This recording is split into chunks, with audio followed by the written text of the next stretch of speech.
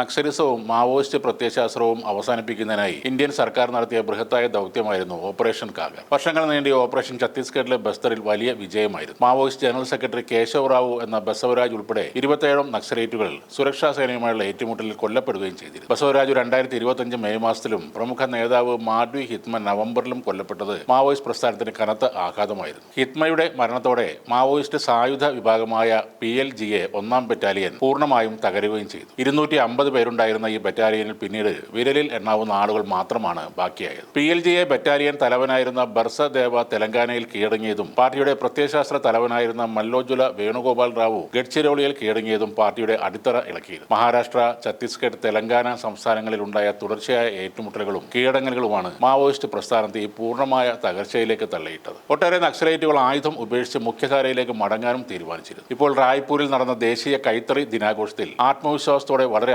ആകർഷകമായി റാം വാക്ക് ചെയ്ത് കൈത്തറി നിർമ്മാണത്തിന്റെ സമ്പന്നമായ പാരമ്പര്യം ആഘോഷിച്ചുകൊണ്ട് കുറച്ച് യുവതികൾ കയ്യടി നേടിയിരുന്നു. ഒരു കാലത്ത് കൈത്തറി സാരികൾ ധരിച്ച് ബസ്തറിലെ ഇടതിങ്ങിയ വനങ്ങളിൽ കയ്യിൽ തോക്കുമായി കഴിഞ്ഞിരുന്നവരാണ് ഈ സ്ത്രീകൾ. ഇപ്പോൾ അവർ അഭിമാനത്തോടെ ഈ ചടങ്ങിൽ പങ്കെടുക്കുകയാണ്. ഛത്തീസ്ഗഡ് മുഖ്യമന്ത്രിയും BJP നേതാവുമായ വിഷ്ണുദേവ് സായും ഈ ചടങ്ങിൽ പങ്കെടുത്തു. ഏറെനാൾ നീണ്ടുനിന്ന ഓപ്പറേഷൻ കാഗർ പോലെയുള്ള ശക്തമായ സുരക്ഷാ നീക്കങ്ങൾക്കും രഹസ്യാന്വേഷണ ഏജൻസികളുടെ നേതൃത്വത്തിലുള്ള നക്സൽ വിരുദ്ധ ദൗത്യങ്ങൾക്കും ശേഷം ബസ്തറിനെ നക്സൽ രഹിത മേഖലയായി പ്രഖ്യാപിച്ചിരുന്നു. ഛത്തീസ്ഗഡിലെ സാന്ദ്രമായ വനമേഖലയായ Bastar communist party of India മാവോയിസ്റ്റുകളുടെ ഗറില്ല യുദ്ധങ്ങളുടെ പ്രധാന കേന്ദ്രമായിരുന്നു. ഗറില്ല യുദ്ധം, ലാൻഡ് മൈനുകൾ, നിർണായക അടിസ്ഥാന സൗകര്യങ്ങൾക്ക് നേരെയുള്ള ആക്രമണങ്ങൾ എന്നിങ്ങനെ എപ്പോഴും സംഘർഷഭരിതമായിരുന്നു ഈ പ്രദേശം. ഈ വർഷം മാർച്ച് മാസം 108 മാവോയിസ്റ്റുകൾ ഛത്തീസ്ഗഡിന്റെ പുനരധിവാസത്തിലൂടെ പുനരുജ്ജീവനം പ്രചാരണത്തിന്റെ ഭാഗമായി ബസ്തറിൽ കീഴടങ്ങിയിരുന്നു. അതോടെ ബസ്തറിലെ മാവോയിസ്റ്റ് ശൃംഖല പൂർണ്ണമായും തകർക്കപ്പെട്ടു എന്ന് തന്നെ പറയാം. നക്സലിസം തുടച്ചു നീക്കുന്നതിനായി കേന്ദ്ര ആഭ്യന്തര മന്ത്രാലയം നിശ്ചയിച്ച അവസാന തീയതിയായിരുന്നു മാർച്ച് 31. കീഴടങ്ങിയവരിൽ 44 സ്ത്രീകളും മാവോയിസ്റ്റ് സംഘടനയിലെ വിവിധ തലങ്ങളിൽ പ്രവർത്തിച്ചിരുന്ന ഭാരവാഹികളും ഉൾപ്പെടുന്നു. പിന്നീട് മെയ് മാസത്തിൽ കേന്ദ്ര ആഭ്യന്തരമന്ത്രി അമിത്ഷാ